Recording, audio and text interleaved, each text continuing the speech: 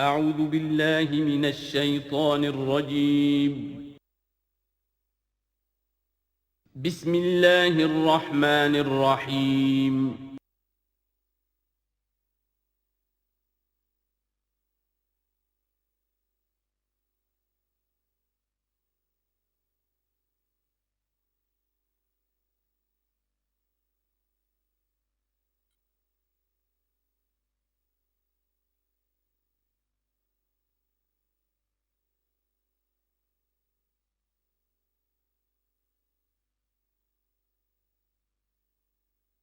والصلاة والسلام على عباده الذين اصطفى خصوصا على أفضلهم وخاتم النبيين محمد الأمين وعلى آله وصحبه أجمعين. أما بعد فأعوذ بالله من الشيطان الرجيم. بسم الله الرحمن الرحيم.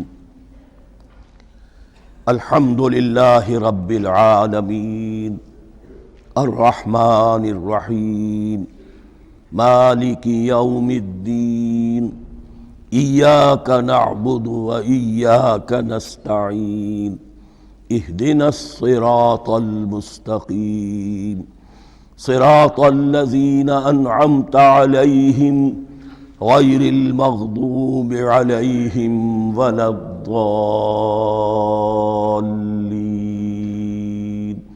آمين. رب اشرح لي صدري ويسر لي امری واحلل عقدۃ من لسانی یفقهوا قولی.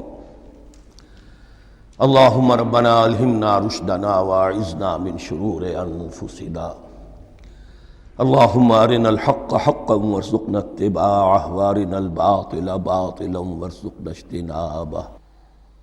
اللهم ربنا يسر لنا امورنا كلها واتمم لنا بالخير وتقبل منا فإنك خير المتقبلين. آمین یا رب العالمین. ابھی میں نے سورہ فاتحہ کی تلاوت کی ہے اور آپ نے سماعت فرمائی.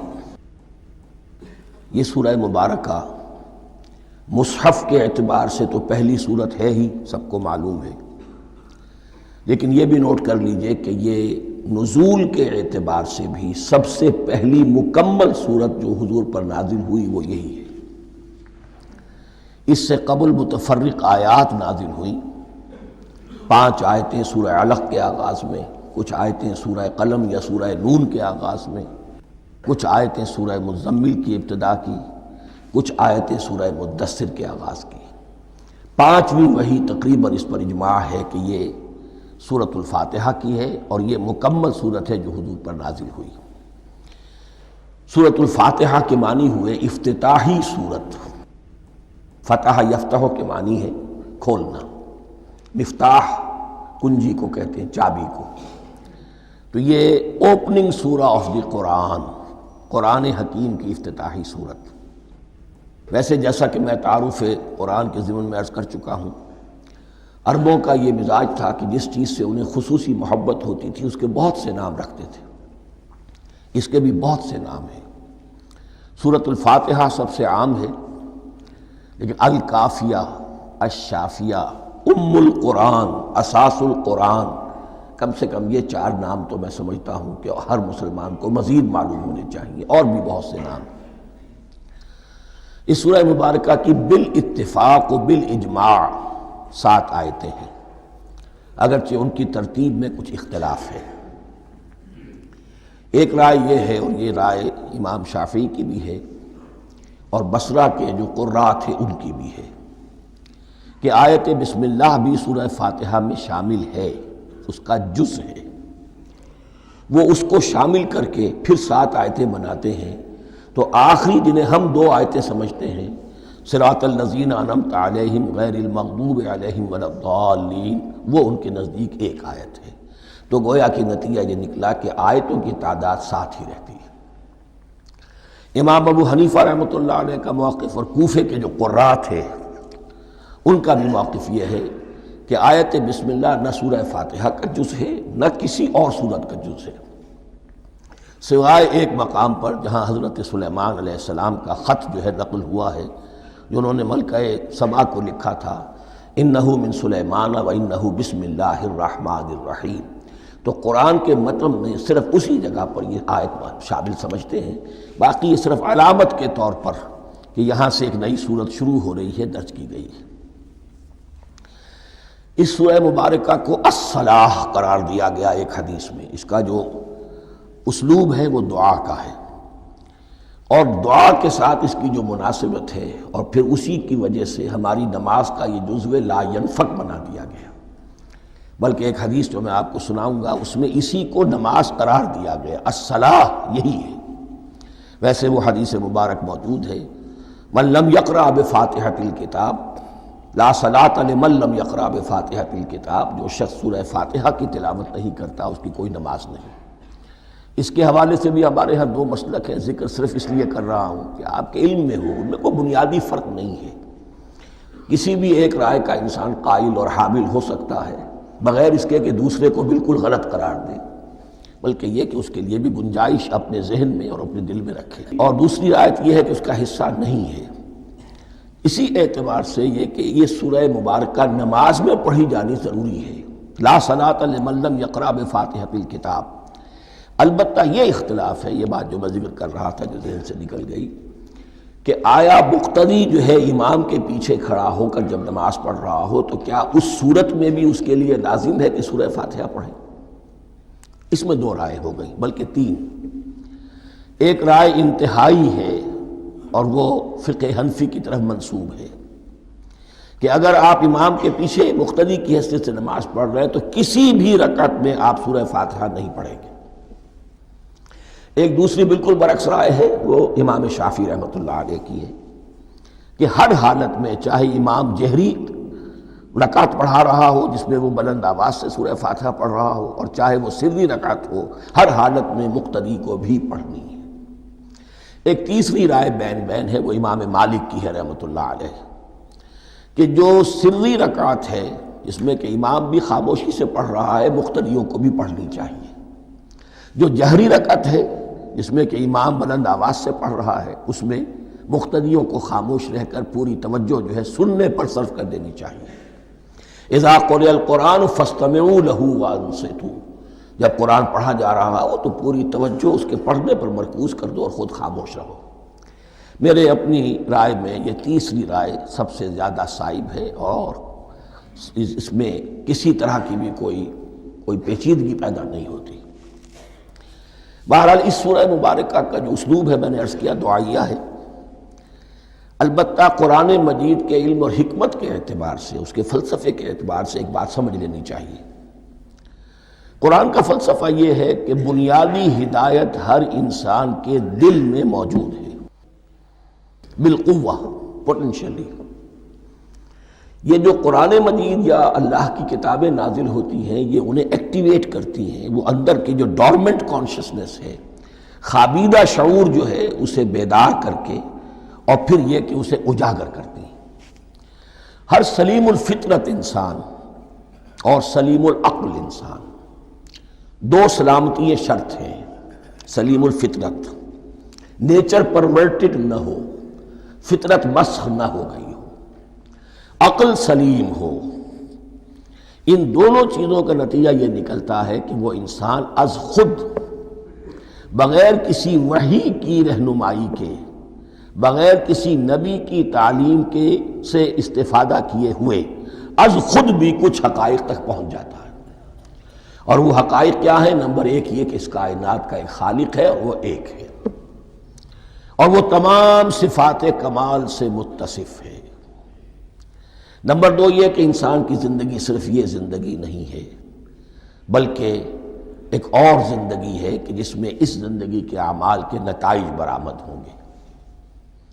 یہ دو باتیں، اس کی زیادہ وضاحت کے ساتھ جو ہے اس کا تذکرہ آئے گا سورہ لقمان میں، جہاں حضرت لقمان کی شخصیت کا تذکرہ ہے. لیکن یہاں صرف یہ بات سمجھ لیجئے کہ قرآن کا فلسفہ یہ ہے کہ ہر انسان میں، ہر فرد نوع بشر میں جو اپنی ولادت کے وقت مسلم ہوتا ہے. حضور کی حدیث ہے کل مولود یولد علی الفطرہ ابواہ یحودانہ او ینصرانہ او یمجسانہ. ہر بچہ نوع انسانی کا فطرت اسلام پر پیدا ہوتا ہے. وہ فطرت کے اندر وہ ہدایت ودیت ہے۔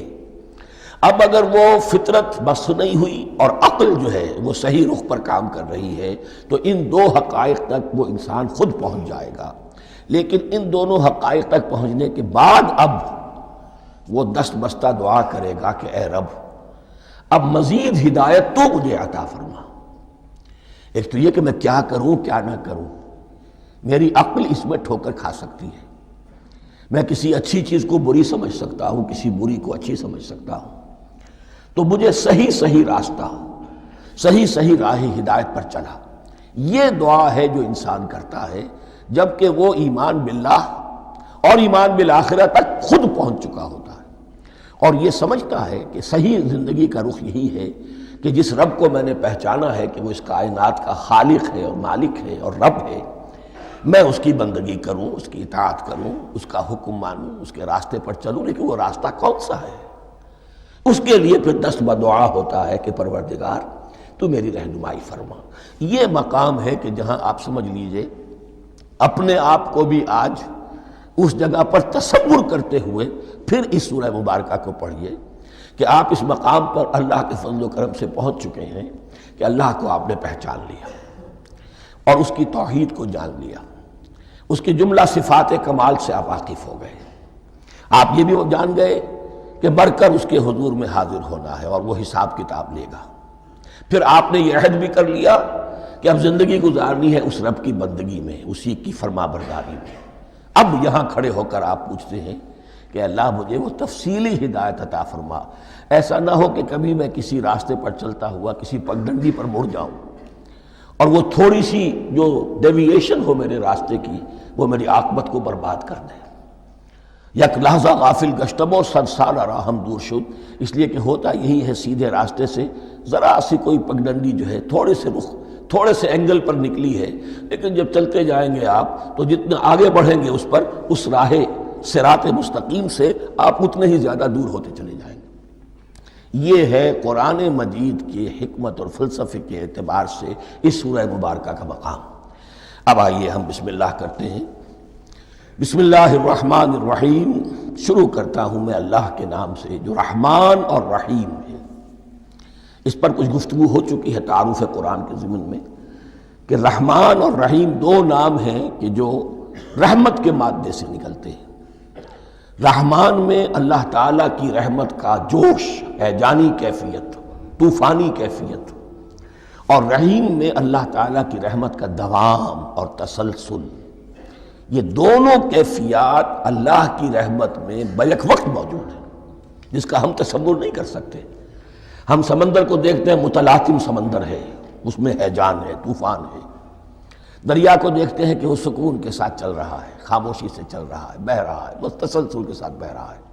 ہم ان دونوں کیفیات کو علیحدہ دیکھتے ہیں تو ہمارا ذہن ان دونوں کو بیک وقت اس کا تصور نہیں کر سکتا، تخیل ممکن نہیں۔ لیکن اللہ کی رحمت کی یہ دونوں شانیں مستقلاً ہر وقت موجود ہیں بیک وقت، اسی لیے ان دونوں کے درمیان کہیں حرف عطف نہیں آئے گا۔ بسم اللہ الرحمن الرحیم، الحمدللہ رب العالمین۔ کل حمد، اور حمد کو ذہن میں رکھ لیجئے، حمد مساوی ہے تعریف جمع شکر۔ عام طور پر ترجموں میں ایک لفظ لایا جاتا ہے، کل تعریف اللہ کے لیے، یہ کافی نہیں ہے۔ تعریف آپ کسی شے کی کر سکتے ہیں جس میں کوئی حسن ہے، خوبی ہے، کسی بھی اعتبار سے، خواہ آپ کو اس کے حسن و خوبی سے کوئی فائدہ حاصل نہیں ہو رہا۔ ایک پھول ہے، بہت خوبصورت ہے، بس ٹھیک ہے، خوبصورت ہے، آپ نے کہا، تعریف کر دی۔ شکر کرتے ہیں آپ اس شے کا جس سے آپ کو کوئی فائدہ پہنچا ہو، استفادہ ہوا ہو، آپ کی کوئی ضرورت پوری ہوئی ہو، آپ کی کوئی مشکل رفع ہوئی ہو۔ اور آپ دیکھیں گے کہ حمد میں یہ شکر کا پہلو غالب ہے۔ جتنی بھی دعائیں ہیں حضور سے منقول، شکر کے مقام پر وہاں حمد آتا ہے۔ بھوک لگی ہوئی تھی، کھانا کھایا، الحمدللہ الذی اطعمنی وسقانی۔ اب یہاں دیکھیے ترجمہ تعریف نہیں، شکر ہے اس اللہ کا جس نے مجھے کھلایا اور پلایا۔ آپ بیت الخلاء سے باہر آئے، نجاستیں آپ سے دور ہو گئیں، طبیعت میں انشراح ہوا، الحمدللہ الذی اذھب عنی الاذی وعافانی۔ وہ شکر ہے اس اللہ کا جس نے اذیت بخش چیزیں مجھ سے دور کر دیں اور مجھے عافیت بخشی۔ تو یہ الحمدللہ رب العالمین، اللہ تعالیٰ کا حسن و کمال اور حسن و جمال اپنی جگہ بھی اس انتہا کا ہے کہ جتنی تعریف اس کا حق ہے ہم کر ہی نہیں سکتے، لیکن اس کے احسانات اور انعامات ہم پر اتنے ہیں کہ ہم ان کو بھی گن نہیں سکتے، لہذا ایک ہی احصاء ہم نے کر دیا الف لام کے ساتھ، الحمدللہ رب العالمین، تمام تعریفیں اور کل شکر اللہ کے لیے ہیں کہ جو تمام جہانوں کا پروردگار ہے، رب ہے، مالک ہے۔ رب میں ایک مفہوم ہوتا ہے ربوبیت کا، اور اس میں مفہوم شامل ہوتا ہے تربیت کا، ربیانی صغیرہ، تو مالک ہونا اور تربیت دینا۔ آپ جس شے کے مالک ہوں گے آپ چاہیں گے اس میں بڑھوتری ہو، اس میں اضافہ ہو، وہ نشو و نما پائے، تو یہ دونوں چیزیں آپس میں ایک دوسرے کا جڑی ہوئی ہیں، پروردگار بھی اور مالک بھی۔ عام طور پر عربی میں رب کا لفظ مالک کے لیے آتا ہے، رب البیت، رب الدار، رب المال، تو مالک وہاں پر ظاہر بات ہے کہ اس سے مراد کیا ہے، مال والا، گھر والا، گھر کا مالک۔ تو کل شکر اور کل تعریف اس اللہ کے لیے ہے جو تمام جہانوں کا مالک بھی ہے اور پروردگار بھی ہے۔ الرحمن الرحیم، رحمان ہے اور رحیم ہے، اب دوبارہ اس کی میں وضاحت نہیں کروں گا۔ مالک یوم الدین، یوم دین کا مختار مطلق ہے۔ دین عربی زبان میں کہتے ہیں بدلے کو، دناہم کما دانو، کما تدینو تو دانو، یہ کہاوت ہے، جیسے اردو میں ہم کہتے ہیں جیسا کرو گے ویسا بھرو گے، کما تدینو تو دانو، تو یہ ہے بدلہ، اس کا بنیادی مفہوم جو ہے وہ بدلہ ہے۔ تو بدلے کا ایک دن ہے جس دن فیصلہ ہوگا کہ کون کیا کما کر لایا ہے اور اسے کیا بدلہ ملنا چاہیے۔ آیا اس کا برائیوں کا پلڑا بھاری ہے کہ اسے سزا ملنی چاہیے، یا اس کی حسنات اور نیکیوں کا پلڑا بھاری ہے کہ اسے جزا ملنی چاہیے، اس کا انعام اور اکرام کے ساتھ معاملہ کیا جانا چاہیے، وہ ایک دن ہے، اسے ہم یوم القیامہ کہتے ہیں۔ اور لیکن اصل بات جو یہاں کہی گئی، یعنی ایک جملے میں تین باتوں کا اعتراف ہو رہا ہے۔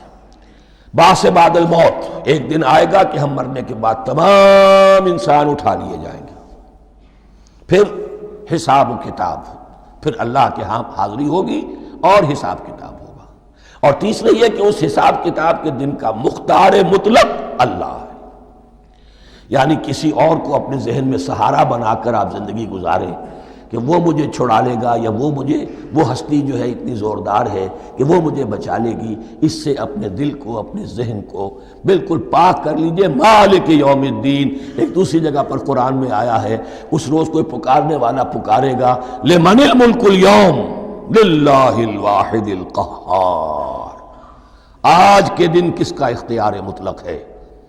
اور پھر کہا جائے گا اللہ کے لیے، الواحد قہار، جو پوری طرح چھایا ہوا ہے، مستولی ہے۔ تو مالک یوم الدین، جو جزا و سزا کے دن کا مالک ہے۔ اب یہاں سے کلام ایک رخ بدل رہا ہے، ابھی تک تو یہ غائبانہ انداز میں کلام ہو رہا ہے، اللہ سے خطاب نہیں آیا اس میں ابھی۔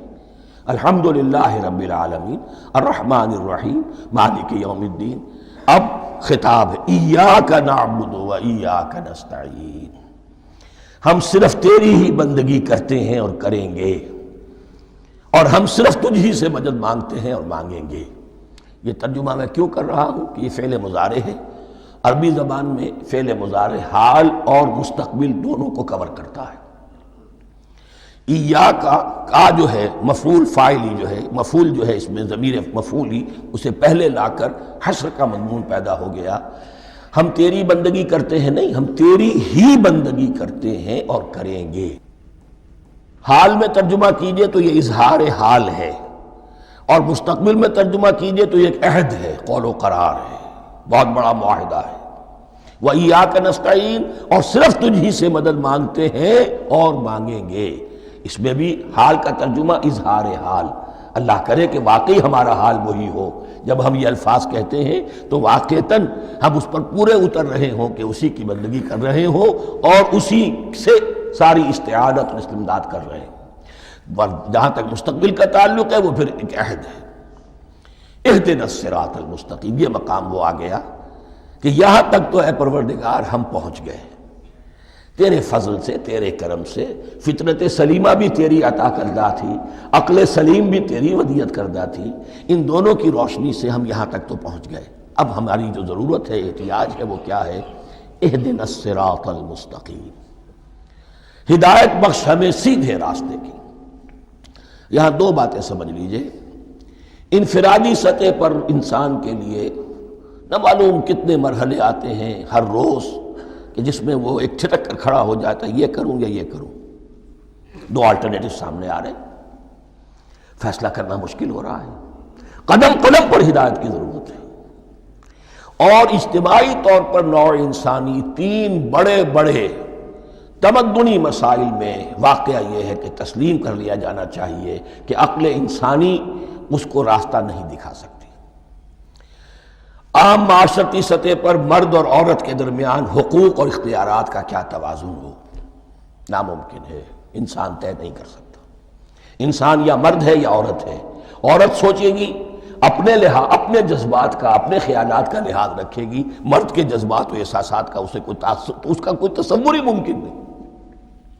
مرد سوچے گا اسے اپنے احساسات معلوم ہے، لیکن یہ کہ عورت کے احساسات سے وہ نابلد ہے، ان کو محسوس کر ہی نہیں سکتا، لا محالہ وہ اپنے بارے میں وہ جو بھی نظام بنائے گا اس میں وہ اپنی بالادستی رکھے گا۔ وہ تو ایک ہی ہستی ہو سکتی ہے کہ جو دونوں کی خالق ہے، مرد کی بھی عورت کی بھی، اور اس کو دونوں سے محبت ہے، دونوں کا خیر خواہ ہے، دونوں کا رب ہے، دونوں کو پروان چڑھانا چاہتا ہے۔ اسی طرح فرد اور معاشرہ یا ریاست، حکومت اور ریاست ہمیشہ یہ چاہتی ہے کہ سارے اختیارات ہمارے ہاتھ میں آ جائیں، ٹوٹلیٹیرین سوسائٹی ہو، بس ہم حکم دیں اور لوگ اس پر چلیں۔ افراد یہ چاہتے نہیں، ہمیں آزادی ہونی چاہیے۔ اب آپ دیکھیے کہ دنیا میں کتنے جھگڑے چلتے ہیں اسی پر، فریڈم فریڈم فریڈم۔ وہ فریڈم واقعتاً اپنی جگہ پر ایک شے ہے، افراد کی آزادی ہونی چاہیے، لیکن افراد کی آزادی اتنی نہ ہو جائے کہ وہ مادر پدر آزاد ہو جائے، کوئی قانون، کوئی قاعدہ، کوئی اخلاقی کوئی حدود اور قیود جو ہے ان کا پابند نہ رہے۔ تو اب کہاں ہے وہ نقطہ اعتدال کہ جس میں انسان کی انفرادی آزادی، انفرادی اختیار اور ادھر اجتماعی مصلحتیں جو ہیں ان کو بیلنس کیا جا سکے؟ انسان طے نہیں کر سکتا، صرف اللہ ہی اس کے لیے نظام دے سکتا ہے۔ تیسرا مسئلہ ہے سرمایہ اور محنت، اس میں کیا توازن ہو؟ سرمایہ اور محنت دونوں مل کر کچھ بنا رہے ہیں، کچھ پروڈیوس کر رہے ہیں، اب اس میں نفع جو ہوا ہے اس میں سرمایہ کا کتنا حصہ ہونا چاہیے اور لیبر کا کتنا ہونا چاہیے، کون طے کر سکتا ہے؟ اس کے لیے بھی کہ ایسا نہ ہو کہ سرمایہ داری جو ہے آکاش بیل بن کر پورے معاشرے پر چھا جائے، اور غریب بیچارہ، مزدور بیچارہ، کاشتکار بیچارہ وہ گویا کہ چکی کے دو پارٹوں میں پس کر رہ جائے، اس کی کوئی حیثیت نہ رہ جائے۔ لیکن یہ کہ دوسری طرف اگر یہ کہ مزدور کا جو حق ہے اس سے زیادہ اس کو دے دیا جائے تو سرمایہ جو ہے وہ سکڑ جائے گا، شائی ہو جائے گا، وہ پھر میدان میں نہیں آئے گا۔ کیا کیا جائے؟ کون سا نقطہ عدل و اعتدال ہے؟ یہ تین مسائل ایسے ہیں، اہدنا الصراط المستقیم۔ تو یوں سمجھیے کہ ایک جو بنیادی ہدایت تھی، ایک اللہ کو پہچان لینا، یہ جان لینا کہ کل حسن و جمال اور تمام انعام و اکرام کا منبع اس کی ذات ہے، وہ رحمان ہے اور رحیم ہے، اور یہ جان لینا کہ مرنے کے بعد جی اٹھنا ہے، حساب کتاب ہے، فیصلہ ہوگا جزا و سزا کا، اور مختار مطلق اس دن کا اللہ ہے۔ پھر یہ عہد کر لینا ایاک نعبد و ایاک نستعین۔ اس کے بعد دعا، پروردگار ہمیں ہدایت پر قائم رکھ، ہماری ہدایت میں اضافہ فرما۔ اس ہدایت کے لفظ کو سمجھ لیجئے، بنیادی ہدایت، تفصیلی ہدایت، قدم قدم پر ہدایت، ہدایت پر ہدایت۔ والذین اہتدوا زادہم ھدی، جو لوگ ہدایت کے راستے پر آتے ہیں اللہ ان کی ہدایت میں اضافہ کرتا ہے۔ تو یہ قدم قدم پر ہمیں ہدایت کی ضرورت ہے اور مرحلہ وار ضرورت ہے۔ ہدایت اس کو بھی کہتے ہیں کہ کسی نے آپ سے کوئی پتہ پوچھا، آپ نے کہا ادھر جانا، پھر دوسری گلی میں مڑنا، پھر جانا دو تین لائٹیں چلے جانا، پھر مڑنا، وغیرہ وغیرہ، یہ بھی ہدایت ہے، نظری طور پر آپ نے بتایا ہے۔ ایک ہدایت یہ ہوئی کہ بھائی میں چلتا ہوں آپ کے ساتھ، میں آپ کو وہاں تک پہنچا دوں گا تاکہ آپ کو دقت نہ ہو، آپ نے منزل تک پہنچا دیا۔ ان دونوں کے درمیان، یہ تو میں نے ایک فرد کی مثال دی ہے، اللہ اور بندے کے درمیان نہ معلوم کتنے مراحل ہیں ہدایت کے۔ تو کسی وقت بھی انسان اپنے آپ کو ہدایت خداوندی سے مستغنا نہیں سمجھ سکتا، اور نہیں تو پروردگار جو ہدایت دی ہے اس پر ہدایت پر قائم رکھ۔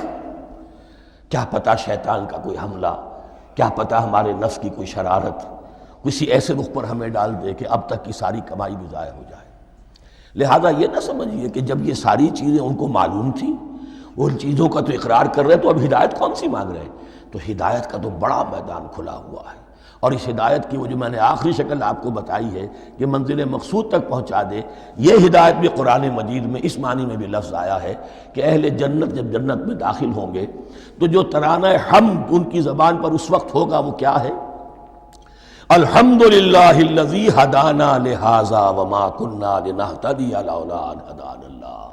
کل شکر اس اللہ کا جس نے ہمیں یہاں تک پہنچا دیا، ہدایت دی، یہاں تک پہنچا دیا، اور ہم ہرگز نہ پہنچ پاتے، ہم ہرگز ہدایت یافتہ نہ ہو سکتے اگر اللہ ہی ہمیں ہدایت نہ دیتا۔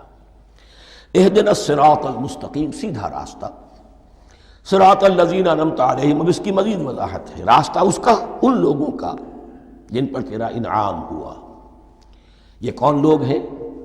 اس کی وضاحت آپ کو ملے گی سورہ نساء میں، من یطع اللہ والرسول فاولئک مع الذین انعم اللہ علیہم من النبیین والصدیقین والشہداء والصالحین۔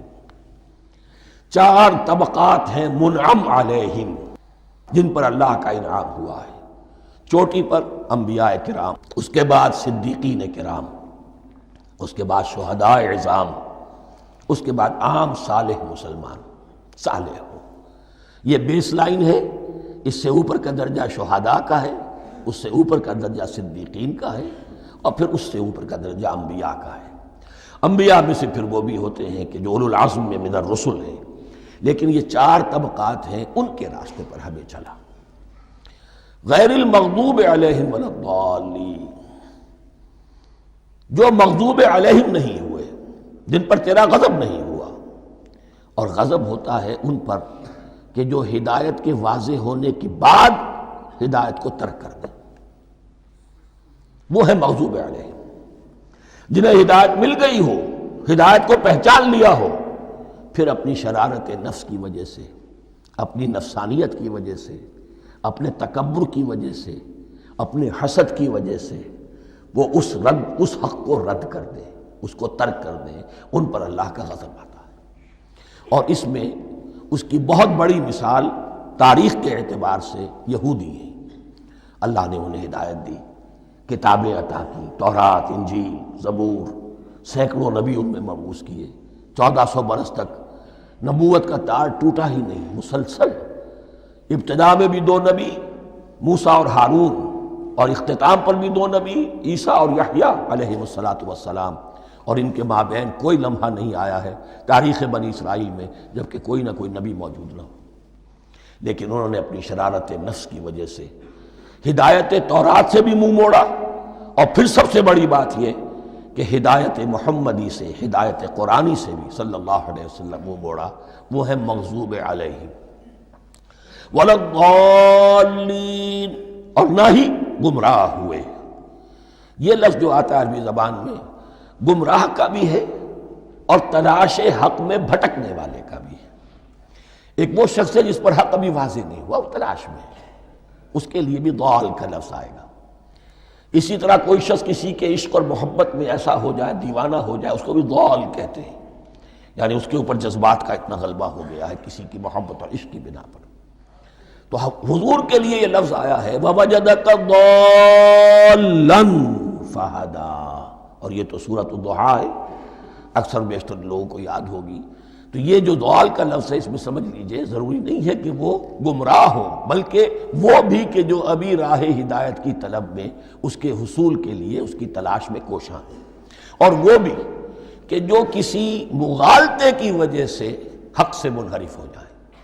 یہ بھی جان لیجئے کہ ایک ہے بدنیتی، تکبر، حسد، حق کو جان کر پہچان کر رد کر دینا یا چھوڑ دینا یا ترک کر دینا، ایک ہے کسی غلطی میں، کسی جذبات کے اندر آ کر، کسی غلو کے اندر مبتلا ہو کر اور حق سے منحرف ہو جانا۔ اس کی جو سب سے بڑی مثال ہے وہ نصارہ ہے، عیسائی ہے۔ حضرت مسیح کو انہوں نے مانا لیکن غلو کیا، یہ لفظ آئے گا آگے، لا تغلو فی دینکم، اپنے دین میں غلو نہ کرو۔ جیسے ہمارے ہاں بھی بعض لوگ ہیں جو حضور صلی اللہ علیہ وسلم کی تعریف میں، حضور صلی اللہ علیہ وسلم کے ساتھ اپنی محبت کے اظہار میں غلو کر جاتے ہیں، یہ انتہا درجے کو ہو گیا تھا حضرت مسیح علیہ السلام کے ماننے والوں میں، اور اس کی بنا پر انہوں نے تثلیث کا عقیدہ ایجاد کر لیا اور حضرت مسیح علیہ السلام کو اللہ کا بیٹا بنا دیا۔ تو اس کی سب سے بڑی مثال ضالین کی اس اعتبار سے کہ ہدایت پانے کے بعد کسی بدنیتی سے نہیں بلکہ کسی اچھے جذبے میں غلو کی وجہ سے رسول سے محبت کرنا تو اچھا جذبہ ہے، لیکن یہ محبت بھی ایک حد میں رہنی چاہیے۔ غلو کرے گی تو ظاہر بات ہے کہ اس کے بعد وہ گمراہی کی طرف لے جائے گی۔ تو یہ ہے اس سورہ مبارکہ کا ترجمہ، اور اس کے بعد آخر میں آمین کہنا یہ مسنون بھی ہے، کہنا چاہیے۔ البتہ اختلاف یہاں بھی صرف اتنا ہے کہ نماز میں جب آپ امام کے ساتھ ہیں، وہ اگر جہری قرات کر رہا ہے تو آیا اس کے بعد آپ کو بھی بالجہر کہنا ہے آمین یا نہیں کہنا، یہ اختلاف ہے، ان میں کوئی فرق واقع نہیں ہوتا۔ یہ چیز متفق علیہ کہ کہنا ہے آمین، بلکہ یہ آمین تو یہودیوں میں ہے، یہ آمین جو ہے یہ عیسائیوں میں بھی ہے۔ ان کی بھی جو پریئر لارڈس پریئر ہے اس کے بعد آمین، وہ آمین کہتے ہیں، وہ فرق وہ لفظ ایک ہی ہے، اس لیے کہ عبرانی زبان اور عربی زبان یا تو ہم یہ کہہ سکتے ہیں کہ دونوں بہنیں ہیں، کوئی ایک مشترک زبان تھی ان کی ماں جس کی یہ دو بیٹیاں ہیں، اور یا یہ کہنا پڑے گا کہ عربی زبان کی ماں جو ہے وہ عبرانی زبان ہے۔ بہرحال بڑا قریبی رشتہ عربی کا اور عبرانی کا ہے، اس اعتبار سے وہ آمین۔ اب آپ کو معلوم ہے ہم السلام علیکم وہ کہتے ہیں، وہ سلام کہتے ہیں، فرق کیا ہے؟ وہ تو تلفظ کا فرق ہے۔ اسی طریقے سے اور بہت سے الفاظ ہیں، میں بعد میں بتا۔ اب میں اس سورہ مبارکہ کے بارے میں خاص حدیث آپ کو سنانا چاہتا ہوں، اور اسی سے در حقیقت جو امام ابو حنیفہ کا موقف ہے رحمۃ اللہ علیہ، اس کی حقانیت مزید مبرہن ہو جائے گی۔ یعنی کیا کہ آیت بسم اللہ سورہ فاتحہ کا جز نہیں ہے۔ سورہ فاتحہ الحمدللہ رب العالمین سے شروع ہوتی ہے۔ وہ میں آپ کو بتانا بھول گیا کہ جن کے نزدیک یہ سورت کا جز ہے وہ پھر جہری قرات میں بسم اللہ الرحمن بھی بلند آواز سے کہیں گے، اور جن کے نزدیک یہ سورہ فاتحہ کا جز نہیں ہے وہ نہیں کہیں گے، وہ الحمدللہ رب العالمین سے قرات کریں گے۔ تو کوئی فرق نہیں ہے بنیادی۔ یہ حدیث جو ہے یہ مسلم شریف میں ہے اور حدیث قدسی ہے۔ اس کے راوی حضرت ابو ہریرہ ہیں رضی اللہ تعالی عنہ، اور اس حدیث نے اس سورت کے مضامین کا نہایت عمدہ تجزیہ کر دیا ہے۔ حدیث کے الفاظ سن لیجئے، قسمت الصلاۃ بینی و بین عبدی نصفین۔ اللہ تعالیٰ فرما رہے ہیں، حدیث قدسی ہے، میں نے نماز کو، صلاۃ کو اپنے اور اپنے بندے کے درمیان آدھا آدھا تقسیم کر لیا۔ فنصفها لی ونصفها لعبدی، اس کا نصف جو ہے وہ میرے لیے ہے اور نصف جو ہے وہ میرے بندے کے لیے ہے۔ وَلِعَبْدِي مَا سَأَلَ، اور جو میرے بندے نے مانگا میں اسے دوں گا، میرا وعدہ ہے یا میں نے اسے دیا۔ اس کے بعد اس کی تفصیل آتی ہے، اذا قال العبد، جب بندہ کہتا ہے الحمدللہ رب العالمین، قال اللہ حمدنی عبدی، جب بندہ کہتا ہے الحمدللہ رب العالمین، اللہ فرماتا ہے میرے بندے نے میری حمد کی۔ وَإِذَا قَالَ الرَّحْمَنِ الرَّحِيمِ قَالَ اللَّهُ اثْنَى عَلَيَّ عَبْدِي، جب بندہ کہتا ہے الرحمن الرحیم، اللہ فرماتا ہے میرے بندے نے میری ثنا کی۔ وَإِذَا قَالَ مَالِكِ يَوْمِ الدِّينِ قَالَ اللَّهُ تَعَالَى مَجَّدَنِي عَبْدِي، میرے بندے نے میری تمجید بیان کی، میری بزرگی بیان کی۔ اب یہ تین آیتیں ہو گئیں، تینوں میں اللہ کی حمد ہے، ثنا ہے، تمجید ہے۔ یہ تین آیتیں خالص اللہ کے لیے ہو گئیں۔ اب چوتھی آیت آئی، ایاک نعبد و ایاک نستعین۔ اس کے بارے میں جب بندہ کہتا ہے اذا قال العبد ایاک نعبد و ایاک نستعین، قال اللہ تعالی ھذا ما بینی و بین عبدی ولعبدی ما سأل، یہ میرے اور میرے بندے کے درمیان ہے۔ یہ تو یوں سمجھیے کہ یہ گرہ لگ گئی ہے میرے اور میرے بندے کے مابین۔ اس نے مجھ سے قول و قرار کیا ہے، اس نے میری بندگی کا اعتراف کیا ہے، اس نے تسلیم کیا ہے کہ میری ہی بندگی کرتا ہے اور کرے گا، اور مجھ سے مدد چاہیے ہے۔ ھذا ما بینی و بین عبدی، یہ معاہدہ ہے، معاہدہ دو فریقوں کے مابین ہوتا، یہ میرے اور میرے بندے کے مابین ہے۔ وَلِعَبْدِي مَا سَأَلَ، اور میں نے اپنے بندے کو دیا جو اس نے مانگا، وہ میری مدد چاہتا ہے، میری مدد اس کے شامل حال رہے گی۔ فَإِذَا قَالَ، اور جب بندہ کہتا ہے اهْدِنَا الصِّرَاطَ الْمُسْتَقِيمَ صِرَاطَ الَّذِينَ أَنْعَمْتَ عَلَيْهِمْ غَيْرِ الْمَغْضُوبِ عَلَيْهِمْ وَلَا الضَّالِّينَ قال اللہ تعالی هَذَا لِعَبْدِي وَلِعَبْدِي مَا سَأَلَ، یہ تین آیتیں یہ میرے بندے کے لیے ہیں۔ اهْدِنَا الصِّرَاطَ الْمُسْتَقِيمَ، اسی صراط مستقیم کی وضاحت ہے مثبت، صراط الذین انعمت علیہم، اسی صراط المستقیم کی وضاحت ہے منفی انداز میں، غیر المغضوب علیہم ولا الضالین۔ یہ سب میرے بندے کے لیے ہے اور میں نے اپنے بندے کو دیا جو اس نے مانگا۔ اس کو میں نے ایک مرتبہ یہ ترازو کی شکل میں اس کو لکھوایا تھا۔ دیکھیے یہ ایاک نعبد و ایاک نستعین، یہ ہے وہ ترازی کی وہ ڈنڈی، واو جو ہے ایاک نعبد و ایاک نستعین، واو جو ہے گویا کہ وہ مٹھ ہے جس سے کہ ترازو کو پکڑا جاتا ہے۔ ادھر ایک پلڑا ہے جس کی تین آیتیں ہیں، الحمدللہ رب العالمین الرحمن الرحیم مالک یوم الدین۔ اس کا نتیجہ کیا نکلا؟ ایاک نعبد۔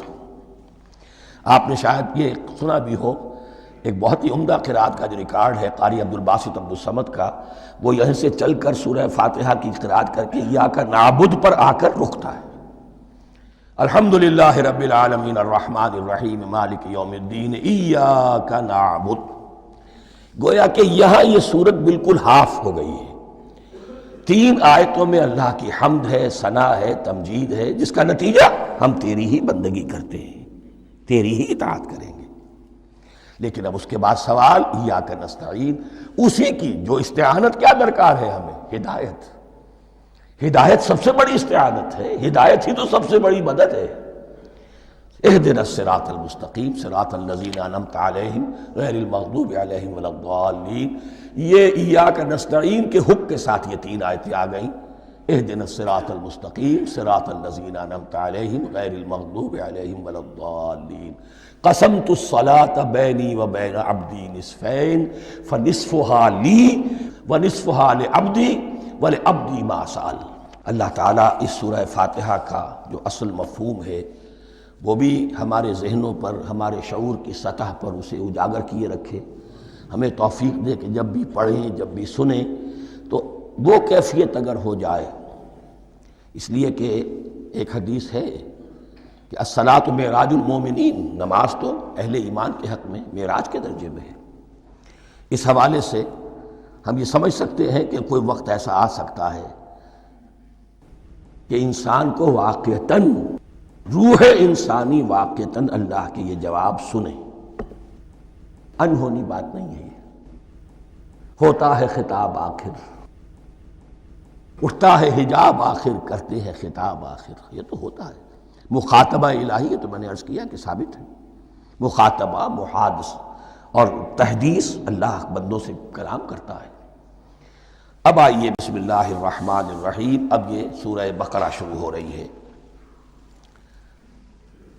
سورۃ البقرہ جو 286 آیات پر مشتمل ہے، تقریباً 2.5 پاروں پر پھیلی ہوئی ہے۔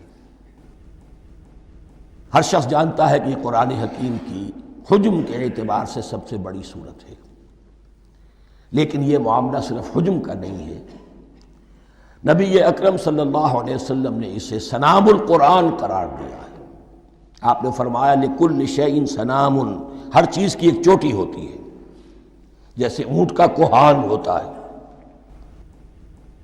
وسنام القرآن البقرہ، سنام القرآن، قرآن کی چوٹی جو ہے وہ سورۃ البقرہ ہے۔ یہ نوٹ کر لیجئے جو میں نے کل آپ کو جو مختلف مکی اور مدنی صورتوں کے گروپوں کے بارے میں بتایا تھا کہ یہاں سے اب پہلی منزل بھی شروع ہو رہی ہے اور پہلا گروپ بھی شروع ہو رہا ہے، اور اس کے ساتھ جو اگلی صورت آئے گی وہ اس کا جوڑا ہے، سورہ آل عمران، جس کی سب سے نمایاں علامت یہ نوٹ کیجئے، یہ بھی الف لام میم سے شروع ہوئی، اگلی بھی الف لام میم سے شروع ہوگی۔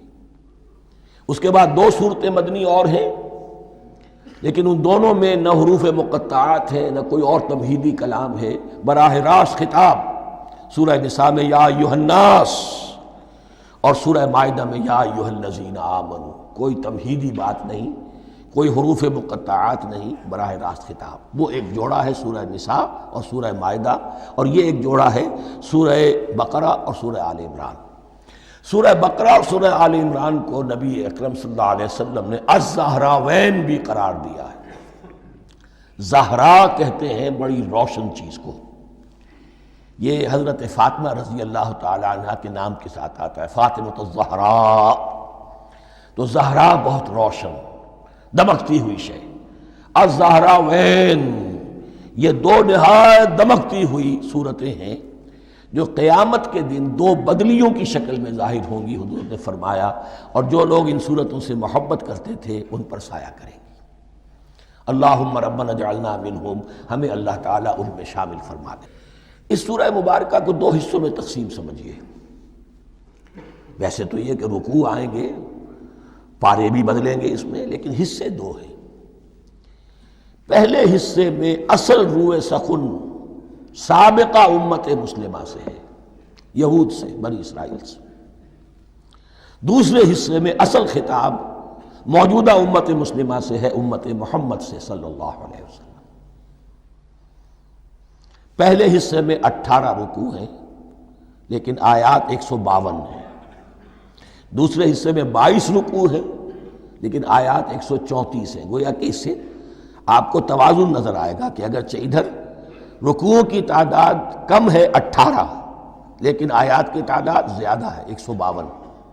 دوسرے حصے میں رکوعوں کی تعداد زیادہ ہے 22 لیکن آیات کی تعداد 134۔ اسی لیے اس کا ایک نام میں نے تجویز کیا ہے، وہ اس لیے تاکہ کچھ حقائق آپ کے ذہنوں میں ان ناموں کے حوالے سے بھی انشاءاللہ محفوظ ہو جائیں گے۔ سورۃ الامتین، دو امتوں کی صورت، اس لیے کہ تقریباً نصف اس کی ساری بحث جو ہے، مرکزی بحث، وہ سابقہ امت مسلمہ بنی اسرائیل، اور دوسرا نصف اس میں سارا خطاب وہ ہے موجودہ امت مسلمہ یعنی امت محمد صلی اللہ علیہ وسلم۔ اس کا جو پہلے 18 رکوع ہے یا پہلا حصہ ہے، اس کے اندر ڈویژن فردر ہوگی ورٹیکل، عمودی۔ پہلے 4 رکوع، پھر 10 رکوع، پھر 4 رکوع۔ لیکن جو 22 رکوع ہیں دوسرے حصے کے، دوسرے نصف کے، اس میں ڈویژن جو ہے جو ہاریزونٹل ہے، وہ افقی تقسیم ہے، عمودی نہیں، افقی۔ وہ میں بعد میں بیان کروں گا جب ہم وہاں پہنچ جائیں گے۔ ان کو پہلے سمجھ لیجئے کہ اس پہلے حصے کی جو تقسیم میں نے کی ہے، پہلے 4 رکوع، پھر 10 رکوع اور پھر 4 رکوع۔ پہلے 4 رکوع یوں سمجھیے کہ پورے قرآن مجید کے لیے اس کی حکمت اور فلسفے کا جو حصہ مکی قرآن میں بیان ہو چکا تھا اس کا خلاصہ ہے۔ جب یہ صورت نازل ہو رہی ہے تو یہ تو مدینہ میں حضور تشریف لا چکے ہیں، 12-13 سال جو ہے گزر چکے ہیں، اور ان 12-13 سالوں کے دوران 2/3 قرآن نازل ہو چکا ہے۔ اس میں جو بھی حکمت، فلسفہ اور بنیادی دعوت، یہ جو چیزیں مکی قرآن میں بیان ہوئیں، ان کا خلاصہ نچوڑ نکال کر یہاں 4 رکوعوں میں رکھ دیا گیا۔ اگرچہ ان میں بھی جب گہرائی میں آپ دیکھیں گے تو روح سخن جو ہے وہ بنی اسرائیل کی طرف ہے، وہ میں بعد میں عرض کروں گا، لیکن اضافی طور پر یہ سمجھ لیجئے کہ پورے مکی قرآن کے حکمت اور پیغام کا خلاصہ ان 4 رکوعوں میں۔ پھر 10 رکوع ہیں جن میں براہ راست خطاب ہے سابقہ امت مسلمہ، یا بنی اسرائیل۔ اس کے بھی 2 حصے ہیں۔ پہلے ایک رکوع میں دعوت ہے، بڑا انداز اس کا بڑا پیارا ہے، اس میں دعوت ہے، ایمان لاؤ محمد پر صلی اللہ علیہ وسلم۔ اور اس کے بعد 9 رکوع ہیں ملامت کے، ملامت، تنقید، تم نے یہ کیا اور یہ کیا اور یہ کیا، ہم نے یہ احسان کیے، یہ احسان کیے، یہ احسان کیے، تم نے یہ ناشکری کی، یہ ناشکری کی، یہ ناشکری کی۔ اور اس سب کا نتیجہ آخری 4 رکوعوں میں ہے کہ اب تمہیں اس منصب سے معزول کیا جا رہا ہے جس پر تم 2000 برس تک فائز رہے ہو، اور تمہیں ہٹا کر اب ایک نئی امت محمد کی شکل میں جو وجود میں آ چکی ہے صلی اللہ علیہ وسلم، اسے اس پر فائز کیا جا رہا ہے۔ اور اس کی علامت کے طور پر اسے میں کہا کرتا ہوں کورونیشن، تاج پوشی۔ ایک امت معذور، دوسری امت اس کا نسب ہو رہا ہے، اس کی تاج پوشی کے لیے سمبل، علامت کیا ہے؟ قبلہ تحویل۔ وہ قبلہ یروشلم سابقہ امت کا قبلہ اب ادھر رخ نہیں ہوگا، اب اہل توحید کا قبلہ یہ مکے کی طرف ہوگا، بیت اللہ کی طرف ہوگا۔ تو تحویل قبلہ کا مضمون ہے جو ان 4 رکوعوں میں آتا ہے۔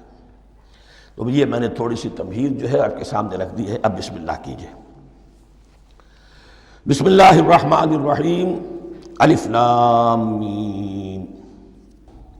الف لام میم یہ حروف مقطعات ہیں، یہ علیحدہ علیحدہ پڑھے جاتے ہیں، علم نہیں پڑھ سکتے اس کو۔ الف لام میم، ہا میم ہے، ہا علیحدہ میم علیحدہ، اگرچہ لکھے ہوئے ہوتے ہیں جڑے ہوئے، کاف ہا یا عین صاد لکھے ہوئے جڑے ہوئے، پڑھے جائیں گے علیحدہ علیحدہ، قطع علیحدہ کرنا۔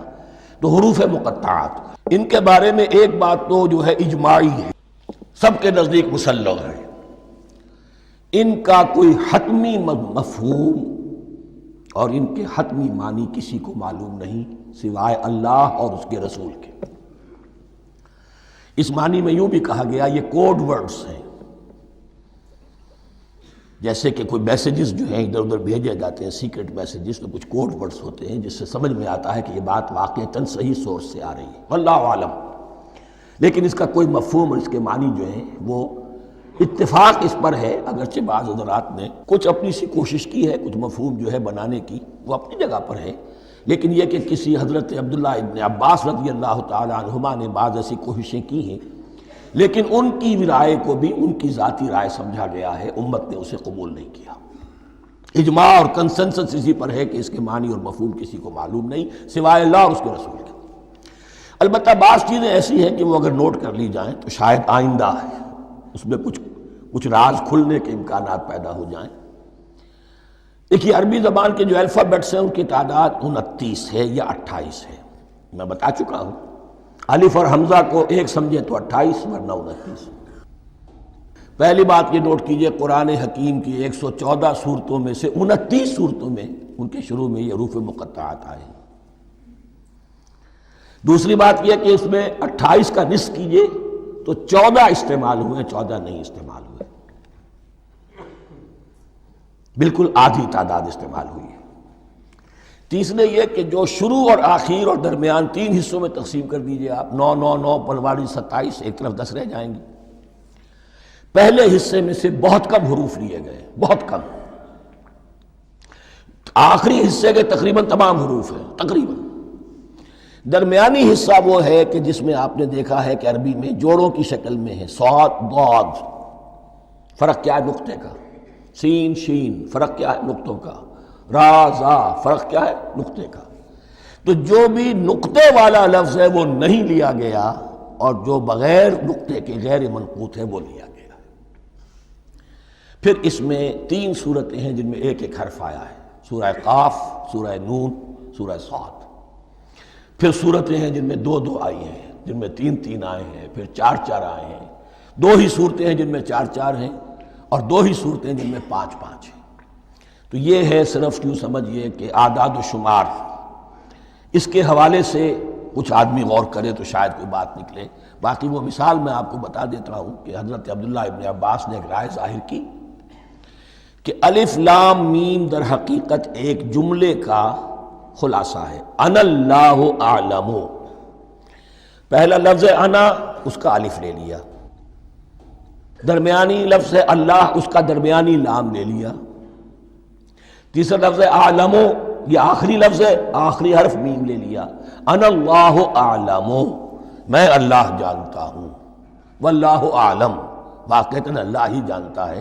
یہ حضرت عبداللہ ابن عباس کی رائے ہے، لیکن اگرچہ انہیں حبر الامت مانا گیا ہے، لیکن یہ کہ ان کی اس رائے کو بھی اکثر و بیشتر مفسرین نے قبول نہیں کیا۔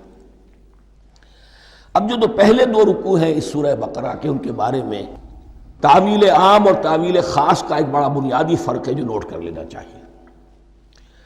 جس وقت یہ صورت نازل ہو رہی ہے، میں عرض کر چکا ہوں کہ 12 سال ہو چکے تھے حضور کو اپنا فریضہ نبوت و رسالت ادا کرتے ہوئے۔ ایک جماعت اچھی بھلی تیار ہو چکی تھی جنہوں نے حضور کی دعوت پر لبیک کہا، ایمان لائے اور آپ کی تعلیمات پر عمل کیا۔ وہ ایک گروہ موجود تھا، یہ ابو بکر ہے، یہ عمر ہے، یہ عثمان ہے، یہ طلحہ ہے، یہ زبیر ہے، یہ عبد الرحمن ابن عوف ہے، یہ مصعب بن عمیر ہے، دیکھ لو۔ اور ایک گروہ وہ تھا کہ جو حق کو جان کر پہچان کر محض اپنی ضد اور ہٹ درمی کی باعث وہ کفر پر اڑ گیا تھا۔ اور اب ایک تیسرا گروہ پیدا ہو رہا تھا مدینے میں آ کر، وہ ابھی ایمبریونک سٹیج میں ہے، کہ جو داعی ہے، مدعی ہے کہ ہم مانتے ہیں لیکن حقیقت میں نہیں مانتے۔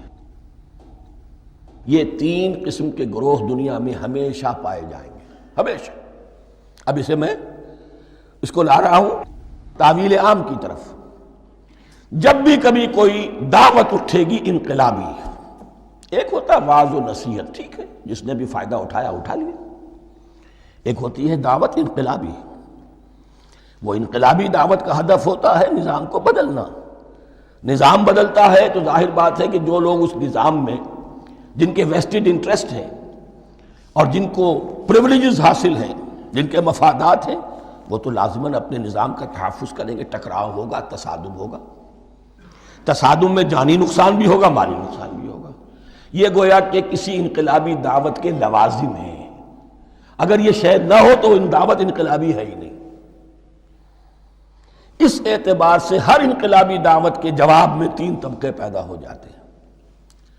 ایک وہ کہ جو اس دعوت کو قبول کرتے ہیں دیانت کے ساتھ، خلوص کے ساتھ، اخلاص کے ساتھ، اور پھر پوری جواں مردی کا ثبوت دیتے ہیں، ہر چہ بعد آباد، اب جو آئے سو آئے، جان دینی پڑے حاضر ہیں، مال دینا پڑے حاضر ہیں، کوئی تکلیف آئے، کوئی مشقت آئے، کوئی مصیبت آئے، کوئی قربانی کرے، حاضر۔ جب پکارا گیا واپس نہیں پھیرا کوئی فرمان جنوں کا، اور تنہا نہیں لوٹی کبھی آواز جرس کی۔ خیریت جاں راحت تن صحت داماں، سب بھول گئیں مصلحتیں اہل ہوس کی۔ ایک وہ لوگ ہوتے ہیں، ایک وہ لوگ ہوتے ہیں کہ جو اڑ جاتے ہیں ضد پر، ہٹ درمی پر، ماننے کے باوجود، جاننے کے باوجود کہ بات تو ٹھیک ہے جو کہہ رہے ہیں، کیسے مان لیں؟ ہماری سیادت، ہماری چودراہٹ، ہمارے مفادات، ہمارے یہ ساری چیزیں، ان سب کے اوپر زد پڑ رہی ہے۔ یہ لوگ اڑ جاتے ہیں، اور پھر کوئی دعوت، کوئی نصیحت، کوئی مزید افہام و تفہیم ان کے حق میں مفید نہیں ہوتی۔ اس لیے کہ صحیح بات ہے جو کہتے ہیں کہ سوتے کو تو جگایا جا سکتا ہے، جاگتے کو کیسے جگائیں؟ کوئی سویا ہوا ہے تو آپ اسے جگا دیں گے، جو جاگا ہوا ہے لیکن وہ بنا ہوا ہے، وہ اٹھنے کو تیار ہی نہیں ہے، تو آپ کیسے اٹھا دیں گے اس کو؟ تو جو لوگ جان بوجھ کر حق کو پہچان کر رد کر دیتے ہیں، پھر ان کے حق میں کوئی دعوت، کوئی نصیحت، کوئی تبلیغ، کوئی انذار، کوئی تبشیر مفید نہیں ہوتی۔